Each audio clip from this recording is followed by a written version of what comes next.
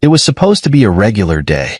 Nothing extraordinary, just another long shift at work, followed by the comfort of returning home to my wife, Emma. But sometimes, life takes a turn so sharp that it leaves you breathless. That was the day everything I thought I knew came crashing down. I wasn't feeling well that morning, a throbbing headache and a general sense of fatigue. But I pushed through my meetings, answering emails, and running through endless presentations. By lunchtime, though, I couldn't ignore how drained I felt. I decided to call it a day and head home early. I didn't tell Emma because I didn't think it was necessary. She was probably at home, watching one of her crime documentaries or tinkering with her never-ending list of Pinterest projects. When I arrived, the house was unusually quiet. Normally, Emma would greet me at the door, all smiles and warmth. That was one of the reasons I married her. She had this incredible way of making the mundane feel special. But that day, there was no sound of her footsteps, no smell of her signature lavender candle burning, just silence. I stepped inside, kicking off my shoes, and immediately noticed something odd. A jacket, my brother Liam's jacket, was draped over the back of the living room chair. My stomach tightened. What was Liam doing here in the middle of the day? Liam was charming and magnetic, but he had a knack for popping up uninvited. I assumed he had dropped by to borrow something or kill time. Still, something about the way the house felt made my skin crawl. Then I heard it. Laughter. Emma's laugh, soft and melodic, coming from upstairs. It wasn't the kind of laugh she shared while watching TV. It was intimate, playful. My heart started to race. I hesitated for a moment, trying to convince myself that I was misreading the situation. Maybe they were watching something together, reminiscing about an old family story. I wanted to believe that so badly. But as I climbed the stairs, the laughter turned into muffled voices, and then, sounds I couldn't misinterpret. My head was spinning, my heart pounding in my chest. I stopped just outside the bedroom door, the scene playing out in my head before I even saw it. I opened the door slowly, quietly, not knowing what I was walking into but bracing myself for the worst. And there they were, Emma and Liam, tangled in each other's arms, right there in the bed we had shared for years. The air left my lungs. I didn't yell or make a scene. I just stood there, frozen. Liam turned his head, and when his eyes met mine, he didn't flinch.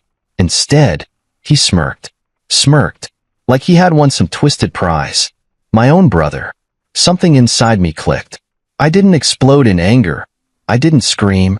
I pulled out my phone and said, "I just sent your wife a video of you too." My voice was calm, eerily calm, but every word was a blade. The smirk vanished from Liam's face, replaced by panic. "What did you do?" he stammered, grabbing for his phone. Emma sat up, her face pale as a sheet, her mouth opening and closing like she was searching for words that wouldn't come. I didn't wait for an explanation. There was nothing to explain. I stepped back, watching as Liam frantically called Clara, his wife. I could hear her yelling through the phone, demanding answers. His voice cracked as he tried to explain himself, his charm useless for once. Clara wasn't buying it, and neither was I. Emma started to cry, reaching for me, saying it was a mistake, but I didn't even look at her. Mistake? A mistake is forgetting to lock the front door. This was a choice. I turned and walked out of the room, letting them both sit in their panic and guilt. As I made my way downstairs, my head was spinning with a mix of anger, disbelief, and something else, relief. Relief that I wasn't the fool they thought I was. Relief that I had exposed their betrayal in a way they couldn't deny or twist. I sat in the living room, listening to the chaos unfolding upstairs as Liam tried to salvage what was left of his marriage. It's strange how calm I felt in those moments, like my emotions had shut down to protect me from the weight of what I'd just seen. I wasn't thinking about the years I'd spent with Emma or the bond one thought I had with Liam. I was thinking about what came next, how I would take back control of my life and leave their betrayal behind me. When they finally came downstairs, their faces pale and full of dread, I simply looked at them and said, "Now, let's talk about what's next." You'd think being a twin would mean having a built-in best friend for life. That's what people always told me when I was growing up. "You and Liam must be inseparable," they'd say. I'd smile and nod because, honestly, what else could I do? The reality was far from the picturesque bond people imagined. From as early as I can remember, Liam and I were always compared. At first, it was harmless. Who walked first? Who talked first? But as we got older, those comparisons started to sting. I was the smart twin, the responsible one, the natural leader. Liam was the funny twin, the laid-back one, the wild card. At family gatherings, relatives would pat me on the back for my academic achievements and tell Liam, "Don't worry, you'll find your thing," as if being himself wasn't enough. The resentment started to build slowly, like water dripping into a glass. Liam would brush it off with jokes, but I could see it in his eyes, the frustration, the anger. When I won first place in a school science competition, he made sure to sabotage my presentation board the night before. When I started dating my first girlfriend in high school, he charmed her away within weeks. That was Liam's way of leveling the playing field. If he couldn't beat me, he'd take from me. As we got older, the competition became less direct but no less intense. I worked hard, got a good job, and built a stable life. Liam, on the other hand, drifted from one scheme to another, never quite finding his footing. He'd show up to family dinners with stories of grand plans, real estate ventures, tech startups, you name it. None of them ever panned out, and our parents would inevitably ask me to talk some sense into him. The family gatherings became predictable. Liam would show up late, flash his charming smile, and spend the night cracking jokes at my expense. Everyone laughed because Liam was funny, and I could take it. "It's just Liam being Liam," they'd say. But underneath the humor, I could feel the sharp edge of his words, the way he tried to chip away at the image I'd built. When I introduced Emma to the family, I could see the shift in Liam immediately. He turned on the charm, as he always did, but there was something different this time. He wasn't just trying to get under my skin. He was trying to claim something that wasn't his. I shrugged it off because Emma didn't seem to pay him much attention, and I trusted her. That was my mistake. I don't think Liam ever stopped resenting me. Every achievement of mine felt like a spotlight on his failures. Every compliment I received was, in his mind, a reminder of what he didn't have. Over the years, I tried to bridge the gap between us. I offered him help when he was struggling, defended him when others wrote him off, and included him in my life even when it wasn't convenient. I wanted to believe that we could have the kind of bond people expected us to have. But Liam didn't want a brother. He wanted a rival. Looking back, I can see the warning signs now. The way Liam's jokes about Emma got a little too personal. The way he'd show up at our house unannounced, always with some flimsy excuse. The way he'd linger just a little too long when saying goodbye. But I brushed it all aside, convincing myself that he wouldn't cross that line. He was my brother. After all, blood is thicker than water, right? Except Liam never saw it that way. To him, I wasn't his brother. I was the benchmark he could never reach, the obstacle he could never overcome. And when he saw an opportunity to take something from me, he didn't hesitate. He didn't just betray me. He made it personal. He wanted me to see him win, to feel the sting of losing for once. That's why he smirked when I caught him in my bed. He thought he'd finally found a way to beat me. But Liam underestimated me. He always has. I wasn't going to let him walk away from this unscathed. I'd spent my whole life cleaning up his messes, letting him get away with his little victories. Not this time. This time, I'd make sure he understood exactly what it meant to lose everything. As I watched him panic, fumbling with his phone to call Clara, I felt a strange sense of clarity. This wasn't just about Emma or the affair. It was about years of pent-up resentment finally coming to a head. Liam thought he could take what was mine and walk away unscathed. But for the first time in his life, he was about to face the consequences of his actions, and I wasn't going to lift a finger to help him. Looking back, I wonder when it started. The affair, I mean, not just the physical part of it, but the connection that grew between Emma and Liam, the one I was too blind to see. Was it that first family dinner where Liam turned up late, flashing his trademark grin and turning every head in the room? Or was it later, during those casual visits when I wasn't home, and Liam always seemed to have an excuse to drop by? Emma met Liam a few weeks after we started dating. I'd always been upfront about having a twin brother, though I hadn't gone into detail about our complicated relationship. At the time, I didn't think it mattered. Emma was warm and grounded, the kind of woman who made everyone around her feel at ease. Liam, on the other hand, was unpredictable, charming one moment, insufferable the next. I didn't think they'd have much to talk about, but I underestimated Liam's ability to command attention. The first time they met, we were at a family dinner. I introduced Emma to everyone, and she was an instant hit. My mom adored her, my dad gave his quiet approval, and my cousins fawned over her. But Liam? He acted like he'd known her for years. He cracked jokes, teased her about her taste in movies, and even made a bet with her over some silly trivia question. Emma laughed at his antics, and I didn't think much of it. That was just Liam being Liam. In the months that followed, Liam started showing up more often. At first, it seemed harmless. He'd drop by to borrow tools or pick up something he'd left behind during a previous visit. But then the visits became more frequent, and his excuses became flimsier. I was in the neighborhood, he'd say, or, I just wanted to check in on you guys. I didn't mind too much. I wanted to believe that Liam was trying to reconnect, to build the kind of relationship we'd never really had as brothers. And Emma, ever the gracious host, welcomed him with open arms. I didn't notice the shift right away. It was subtle at first, Emma laughing a little too hard at Liam's jokes, Liam lingering a little too long during goodbyes. Then there were the private conversations. I'd come home to find them talking in the living room, their heads close together, their voices low. Just catching up, they'd say, and I believed them. Why wouldn't I? Emma was my wife, and Liam was my brother. I trusted them both. There was one moment, though, that stuck with me. We were hosting a barbecue, and Liam had brought his usual flair, flipping burgers with one hand while making everyone laugh with the other.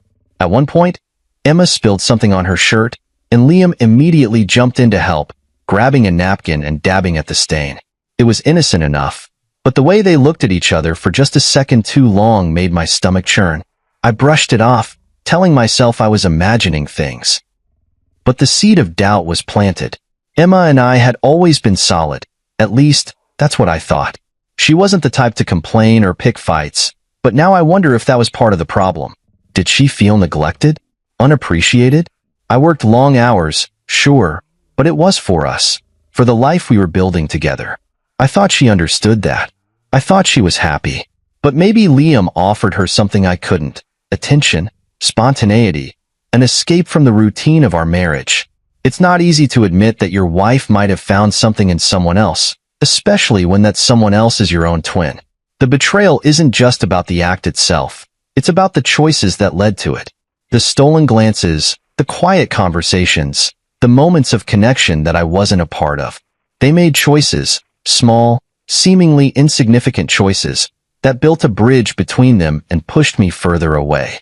I think the worst part is knowing that Liam didn't just betray me. He used his understanding of me to get to Emma. He knew my weaknesses, my blind spots. He knew when I was too busy to notice the cracks forming. And Emma let him in, knowing full well what it would mean for us, for our marriage. By the time I caught them in bed together, their connection was no longer a question. It was undeniable. Liam's smirk when he saw me wasn't just arrogance. It was a declaration. He wasn't sorry. He wasn't ashamed. He was proud of what he'd taken from me, as if this betrayal was some twisted form of victory. But Emma? Her face told a different story. There was guilt, sure, but also something else: regret. Not for the betrayal itself, but for getting caught. She had made her choice long before that moment, and now she was left to face the consequences. Whatever connection they had, whatever spark or thrill she thought she'd found with Liam, it wasn't worth what she was about to lose. And that's what I held on to as I walked out of that bedroom. They could have their connection, their shared secrets and stolen moments. I didn't want any part of it. Let them deal with the fallout. I had bigger things to focus on: my dignity, my sanity, and my future without them. The moment the words left my mouth, "I just sent your wife a video of you too," everything changed. Liam's smirk, that smug, infuriating smirk, evaporated faster than I could have hoped. His face twisted in shock and panic, and for the first time in our lives, I had the upper hand. What did you do?" Liam stammered, reaching for his phone with trembling hands. He fumbled with the screen, muttering under his breath as he desperately tried to call Clara, his wife. Clara, strong, intelligent, fiercely independent Clara, wasn't the type to tolerate betrayal, and Liam knew it. His voice cracked as he said her name, his bravado crumbling before my eyes. I leaned against the wall, arms crossed, watching him unravel. "Go ahead," I said, my tone cold and deliberate. "Call her. See how that works out for you."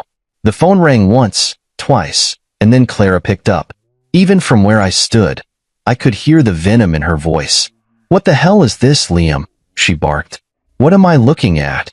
Liam's face turned a shade paler, and he stammered, "Clara, listen. It's not what it looks like." I couldn't help but let out a bitter laugh at that. Not what it looks like. The audacity. Liam shot me a glare, but it held no power. He knew he was cornered, and there was no way out. Not what it looks like? Clara's voice was loud enough now that even Emma could hear it from the corner where she stood, frozen and pale. "You're in bed with your brother's wife, Liam. What part of this isn't what it looks like?" Liam floundered, searching for words, but Clara wasn't done. "You're disgusting. Do you hear me? Disgusting. Don't come home. Don't even think about it. I'm done." The call ended with a click, and the silence that followed was deafening. Liam stood there, phone still pressed to his ear, as if willing Clara to call back. But she wouldn't. He knew it. I knew it. Emma finally found her voice, whispering, "Liam, I didn't mean for this to happen." I cut her off. "Don't bother," I said, my gaze fixed on Liam. "Neither of you meant for this to happen, right? It just did. Isn't that the story?" Liam turned to me, his expression shifting from panic to anger. "Why would you do this?" he demanded, his voice shaking. "You could have just talked to me. You didn't have to drag Clara into this." I stepped closer, my voice dropping to a low, dangerous tone. "Why would I do this? Are you serious, Liam? You're standing in my house, in my bedroom, with my wife, and you're asking me why I exposed you? You don't get to make demands anymore." He tried to hold my gaze, but he couldn't. His shoulders slumped, and he sank onto the edge of the bed like a man who just realized how far he'd fallen. "Clara's going to leave me," he muttered, almost to himself. "Good," I said bluntly. "She deserves better than you." Emma stepped forward then, her voice trembling. "Noah, please, I turned to her, cutting her off again. "Don't. Just don't. I don't want to hear it. Not right now." She looked at me, tears streaming down her face, but I felt nothing. Whatever love or sympathy I might have had for her was buried under the weight of her betrayal. The room was suffocating, filled with their guilt and my rage. I needed to get out. Turning to Liam, I said, "You need to leave. Now." Liam didn't move at first, still clutching his phone like it was some kind of lifeline. "Where am I supposed to go?" he asked weakly. "That's not my problem," I replied. "You made your bed. Now lie in it, just not in mine." He stood slowly, casting a glance at Emma, who looked as lost as he did. But neither of them said another word as they shuffled out of the room. I followed them to the door, watching as Liam fumbled with his car keys. As he climbed into his car, I leaned against the doorframe and said, "Oh, and Liam, Clara's a smart woman. She'll make sure you lose everything. You might want to prepare for that." He didn't respond, didn't even look at me. He just started the car and drove away, leaving me standing there in the doorway, my mind racing. I didn't know what came next. I didn't have a plan yet. But for now, I was content with one thing. Liam's smugness was gone, replaced by fear and regret. He wasn't the one in control anymore. I was. And I intended to keep it that way. When the door closed behind them, the silence in the house was deafening. I stood there for a moment, staring at the space they had just occupied, trying to process the whirlwind of emotions raging inside me. Anger, betrayal, sadness, relief. It was a strange mix, but the one thing I didn't feel was regret. Exposing Liam and Emma for what they had done wasn't just the right thing to do. It was necessary. I walked back to the living room and sank into the couch. My body felt heavy, like all the energy had been drained from me. My phone buzzed on the coffee table, and I instinctively reached for it. It was a message from Clara. "Thank you for telling me. I'll handle him from here." Short, direct. Clara wasn't one to waste words. And that message confirmed what I already knew. Liam's life was about to implode. Clara was a fighter, and she wouldn't let him off easy. For a moment, I almost felt bad for him. Almost. But then I remembered the way he smirked at me, so sure of his victory. That moment would be etched into my mind forever. I thought about calling my parents. They deserved to know what had happened, didn't they? But then I hesitated. How do you even start that conversation? Hey, Mom and Dad, guess what? Liam's been sleeping with my wife. No, I couldn't do that. Not yet. This was a mess I needed to sort out on my own, at least for now. The hours passed slowly, the house feeling emptier than ever. I wandered into the kitchen, absent-mindedly opening cabinets and closing them again. I wasn't hungry, but I needed to do something, anything, to distract myself. My mind kept replaying the scene over and over, each time amplifying the pain. Emma's betrayal hurt, but Liam's? That cut even deeper. He wasn't just my brother. He was my twin. We'd shared everything, birthdays, childhood memories, inside jokes. And yet, here he was, throwing it all away for what? A fling? A chance to win some imaginary competition he'd been having with me his entire life? I couldn't stop thinking about the way he'd looked at me when I walked into the bedroom. That smirk. It wasn't just arrogance. It was triumph. Liam had wanted me to see it, to feel the full weight of his betrayal. And that's what stung the most. As the sun began to set, I realized I couldn't sit in this house any longer. It wasn't just the silence. It was the memories. Everywhere I looked, there was a reminder of the life I thought I had. The dining table where Emma and I had shared countless meals. The couch where we binge-watched our favorite shows. Even the bed upstairs, now tainted by their betrayal. I grabbed my keys and drove aimlessly for a while, letting the hum of the engine drown out my thoughts. Eventually, I found myself parked outside Clara's house. I didn't plan to come here, but it felt right. I got out of the car and knocked on the door. Clara opened it, her face a mixture of anger and exhaustion. She didn't say anything at first, just stepped aside to let me in.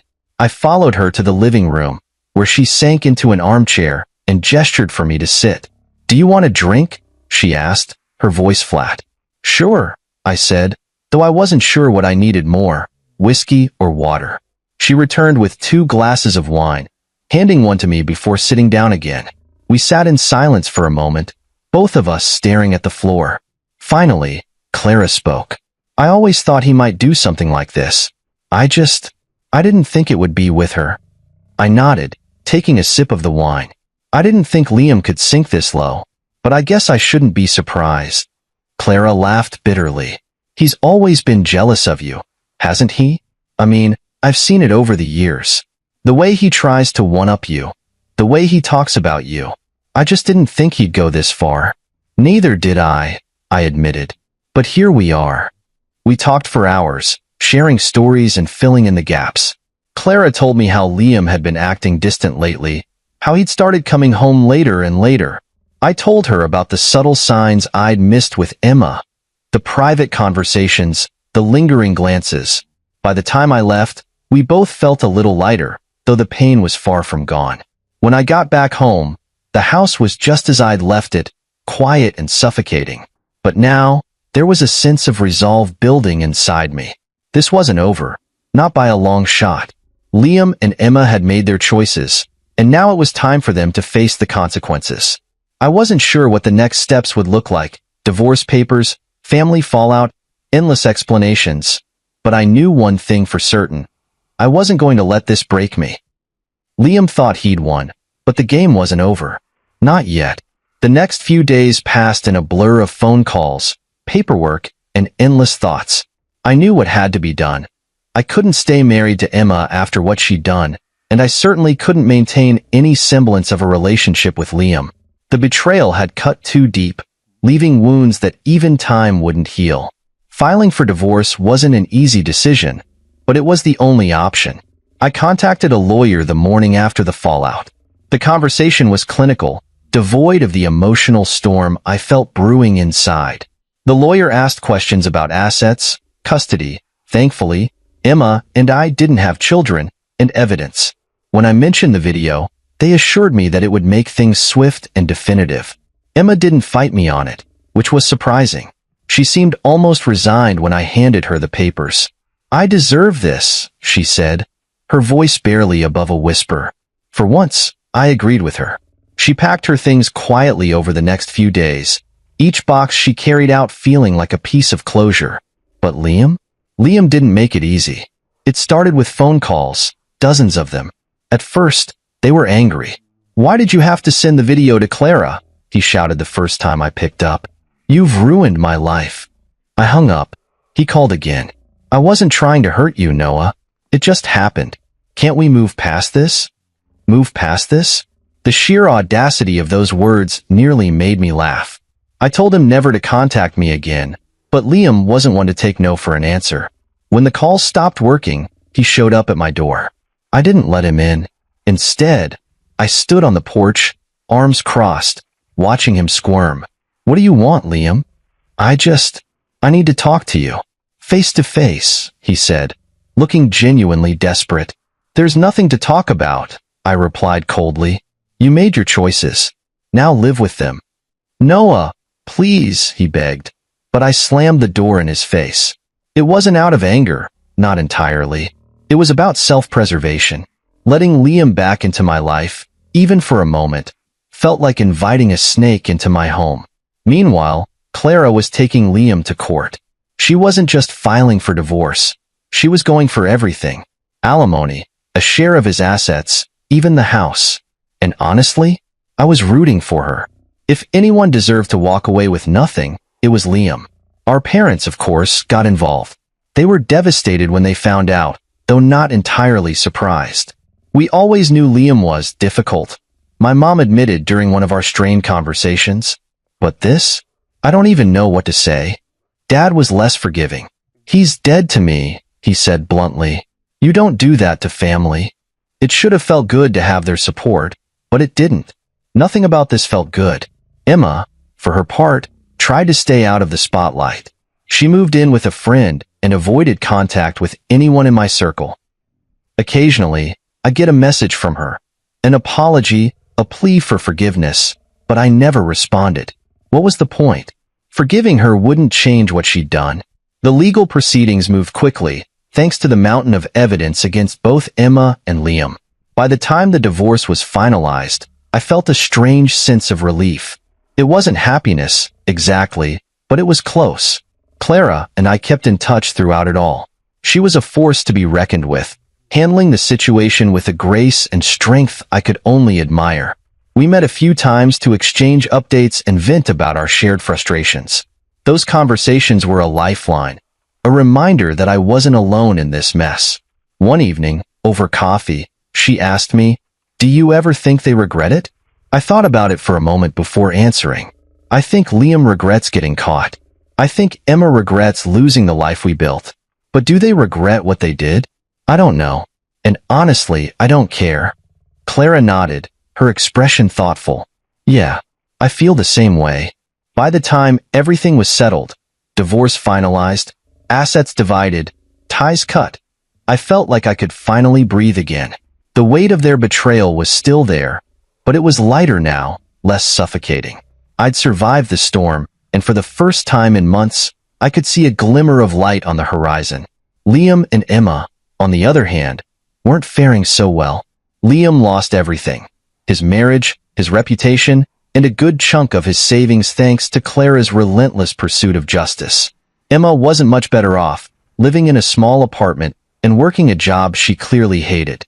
And me? I was rebuilding. Slowly but surely, I was finding my way back to myself. The wounds they left would take time to heal, but I was determined not to let them define me. I was free, and that freedom was worth every painful step of the journey. After the legal dust settled, life felt eerily quiet. The divorce was finalized, the assets were divided, and Emma was officially gone. Yet, the emptiness in the house was suffocating. Every room felt haunted by memories. Both the good ones that now felt like lies and the bad ones I hadn't realized were forming until it was too late. I didn't want to live in a place so deeply tied to betrayal, so I started making changes. The bedroom was first. The bed, the curtains, even the paint on the walls. It all had to go. I tore it down piece by piece, replacing it with things that felt more like me. It wasn't just about redecorating. It was about reclaiming my space, my identity, my life. But healing wasn't as simple as swapping out furniture. The betrayal left scars deeper than I expected. Some nights, I'd sit on the couch and replay the scene in my head. Liam's smug smirk, Emma's pale face, the sound of Clara's furious voice on the phone. It was a loop I couldn't shut off. Clara and I kept in touch. It started with updates on the legal proceedings, what the lawyers were saying, how the divorce settlements were progressing. But over time, our conversations grew more personal. We shared our frustrations, our pain, and even moments of dark humor about the mess Liam and Emma had created. "I can't believe I married someone so blind to consequences," Clara said during one of our calls. "You and me both," I replied. "But hey, at least they have each other now." We both laughed, though there was no joy in it. Liam and Emma's downward spiral was hard to ignore. Liam lost everything.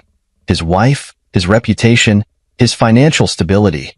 Clara made sure of that. Her lawyer was relentless, and Liam ended up paying dearly, literally and figuratively. He had to sell his car, move into a cramped apartment, and take on multiple part-time jobs just to scrape by. Emma didn't fare much better. She moved into a tiny, run-down apartment across town and picked up a job at a local cafe. I heard through mutual acquaintances that she wasn't handling things well. She looked tired and withdrawn, a shadow of the vibrant woman I once knew.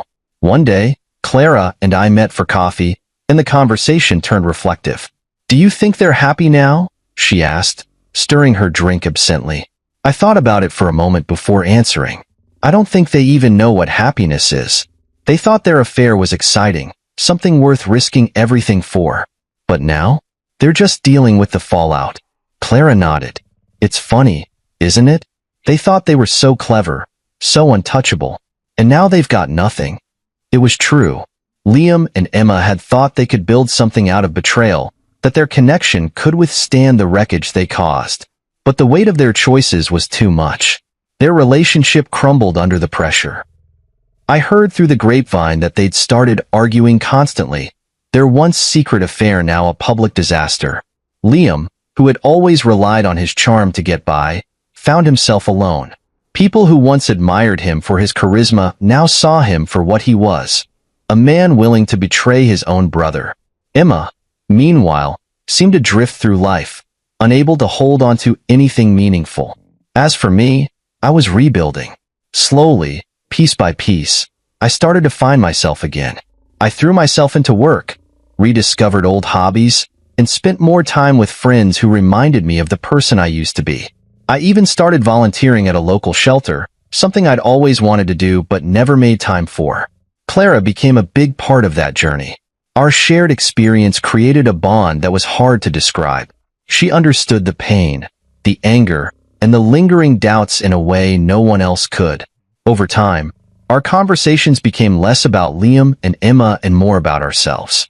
One evening, as we walked through a quiet park, Clara said something that stayed with me. "You know, I used to think what they did would define me forever, that it would be this black mark on my life. But now, I see it differently. They're just a chapter, not the whole story." She was right. Liam and Emma were a part of my story, but they weren't the end of it. Their betrayal had hurt me deeply, but it also forced me to grow in ways I never thought possible. Eventually, the pain began to fade. It didn't disappear completely. Some wounds never fully heal, but it stopped consuming me. I learned to laugh again, to find joy in the small things, and to open myself up to the possibility of a brighter future. As for Liam and Emma, they became distant memories, remnants of a past I no longer cared to dwell on. Their lives continued to spiral. Liam lost job after job, his once celebrated charm now useless. Emma, burdened by guilt and regret, faded into obscurity. Their relationship, built on lies and betrayal, couldn't survive the reality they created. I moved forward, leaving their chaos behind. My days became brighter, my steps lighter. I wasn't defined by their actions anymore. They were just two people who made choices that destroyed their lives, but not mine. I had reclaimed my story, and I wasn't going to let them write another word of it. Freedom. That's what I felt as I closed that chapter. True freedom. For the first time in a long time, I was living for myself, and for that, I was grateful. Life after betrayal isn't about erasing the pain. It's about learning how to live with it and move forward. As time passed, the wounds left by Emma and Liam began to heal. They didn't disappear entirely, scars like that never do, but they became less raw, less consuming. For the first time in years, I felt like I could breathe again, like I could live without constantly looking over my shoulder or questioning everything I thought I knew. I threw myself into rebuilding my life, not just physically but emotionally. The house I had shared with Emma felt like a museum of memories I no longer wanted to keep, so I made it mine. I replaced the furniture, repainted the walls, and turned it into a space that reflected who I was now, not who I had been with her. It wasn't just about aesthetics. It was about reclaiming my identity, piece by piece. My focus shifted to things that truly mattered. I reconnected with friends I hadn't seen in years, picked up hobbies I'd long forgotten, and even started mentoring at a local youth center. It was rewarding to invest my energy into something meaningful, something untainted by the betrayal I'd endured. Slowly but surely, I began to rediscover who I was outside of the shadow of Liam and Emma's actions. Clara remained a constant presence during this time. What started as shared pain over our ex-spouses grew into a genuine friendship. We didn't need to talk about Liam and Emma anymore. They had become little more than footnotes in our conversations. Instead, we shared dreams, goals, and laughter. Clara had an infectious optimism about her, a belief that life could still be beautiful even after everything we'd been through. One evening, as we sat on a park bench watching the sun set, Clara said something that struck a chord. You know, I used to think this was the end, that Liam's betrayal would define me forever. But now, I see it as a new beginning, a chance to start fresh. She was right. What Liam and Emma had done didn't have to be the defining moment of my life. It was a chapter, sure, but not the whole story. I had the power to decide how the rest of my story would unfold. Liam and Emma's lives, on the other hand, continued to spiral. I heard bits and pieces through the grapevine.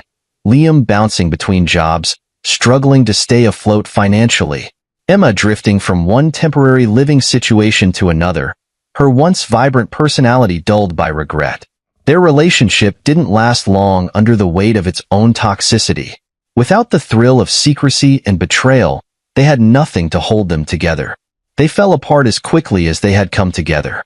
There was a time when I might have felt satisfaction in their misery, but now, I just felt indifference. Their downfall was their own doing, and it was no longer my concern. I had more important things to focus on, my own happiness, my own future. As the years passed, I found myself genuinely content. My friendships deepened, my work flourished, and my days were filled with moments of joy and peace. The scars of betrayal were still there, but they no longer defined me. Instead, they served as a reminder of my resilience, of the strength it took to move forward. Clara and I remained close, our bond growing stronger with time. She had her own journey of healing, her own story to write, but we supported each other in ways no one else could. There were moments when I wondered if our friendship might evolve into something more, but I didn't rush it. I wanted to be sure that I was ready, sure that I wouldn't carry the baggage of the past into something new. One day, Clara said, "You deserve to be happy, Noah. Truly happy. Don't let what they did hold you back." Her words stuck with me. For so long, I had been focused on surviving, on rebuilding, that I hadn't stopped to think about what happiness could look like for me now. Slowly, I allowed myself to dream again, to imagine a future filled with love, trust, and possibility. By the time I fully embraced this new chapter, Liam and Emma were distant memories. I didn't know what had become of them, and I didn't care. Their choices had shaped their lives, just as mine had shaped mine. The difference was, I had chosen to rise above, to build something better. As I looked ahead, I felt something I hadn't felt in years, hope. Hope for new beginnings, for meaningful connections, for a life that wasn't defined by betrayal but by growth and resilience. This was my story, and I was ready to write the next chapter. It wouldn't be perfect, life never is, but it would be mine, and that was enough.